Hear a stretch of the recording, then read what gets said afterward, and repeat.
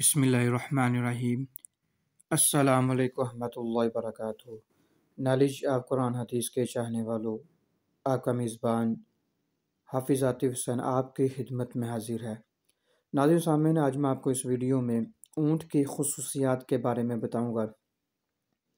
قرآن مجید فرقان حمید میں اللہ تعالیٰ نے ہمیں دیگر جانوروں کے مقابلے میں اونٹ کی پیدائش بناوٹ پر غور کرنے کی دعوت دی ہے۔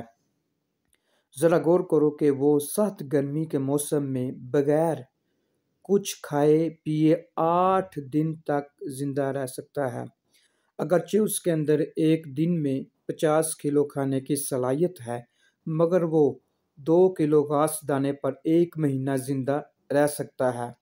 اس طرح اپنے وزن سے 1/3 پانی پیٹ کی ٹینکی میں جمع کر کے مہینوں استعمال کر لیتا ہے۔ اس کے ہونٹ مضبوط ربڑ کی طرح ہیں، جن سے وہ سخت کانٹے پلاسٹک وغیرہ کھا کر ہضم کر لیتا ہے۔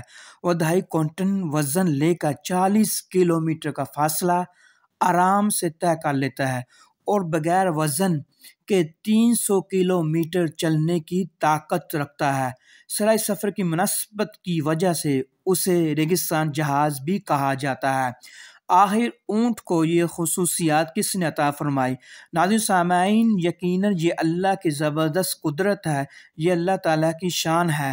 ناظرین سامعین، اگر آپ کو ویڈیو اچھی لگی آپ لائک کیجئے، شیئر کیجئے اور میرے چینل کو سبسکرائب کیجئے۔ اس کے ساتھ اپنے میزبان حافظ عاطف حسین کو اجازت دیجیے۔ اللہ حافظ، فی امان اللہ۔ السلام علیکم ورحمۃ اللہ وبرکاتہ۔